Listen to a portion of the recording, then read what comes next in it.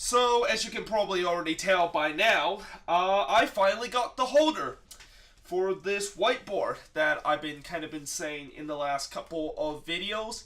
I didn't buy this one. Actually, my dad made me this one. So, yeah, it's a pretty good kind of holder. Now I don't have to worry about the board basically keep sliding down like what happened in the power rankings, where it's pretty clear that that was probably the last time I would actually put a board near my rolling computer chair. And I'll probably maybe next time show you exactly what I used the first time to use this holder, because it's quite embarrassing. Okay, and speaking of embarrassing, this was an embarrassment resort for RSL. NYCFC won 4-0 against RSL. I actually didn't watch the whole match of this. Unfortunately, I got home late. I got home right when the second half begins, where RSL was down 3-0 against NYCFC. And have I not gone home late and basically missed the entire first half, I would have literally turned off the TV after halftime of this, because this was an absolute one-sided affair. NYCFC basically just walked through this whole game. They just completely walked through this game with all 3 points with ease. And what's more impressive about this victory from NYCFC is that they are able to do this without guys like Alex Ring and David Villa in this game. Well, David Villa did come into this game late on, but Alex Ring wasn't actually playing in this game because he is still suffering from that injury. But yeah, it is a 4-0 win for NYCFC, and as I say about embarrassment for RSL, I understand that this was a midweek game for you guys, and I understand that you had to travel all the way across the other side of the country, which is the second time this has happened in the last 3 weeks, and it always looked like this was going to be a loss for RSL. I mean, even if you're an RSL fan, you can accept the fact that potentially we're not going to get anything out of this game. Maybe a draw would be like a miracle, but going to a midweek game against the best team in the league across the other side of the country with short rest is always a disaster and always a recipe for pretty much producing an L.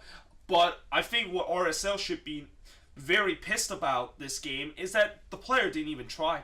They literally just completely got rolled over in this game. I think the only good moment I can say about RSL was they did almost score in the 3rd minute with Sean Johnson doing what Sean Johnson does, which is making big saves. But other than that, I just don't see any other moment in the game where RSL was really threatening at all. I mean, it was that easy for NYCFC. NYCFC might as well just play their B squad or even play maybe their affiliates team, and they still can roll over RSL very easily. That is how one-sided this game was. This is probably one of the most one-sided game that I have ever seen. And as a neutral, one-sided game is usually the worst nightmare and the worst game to watch, because there's just not much action. It's always just NYCFC in this game. But yeah, that's the only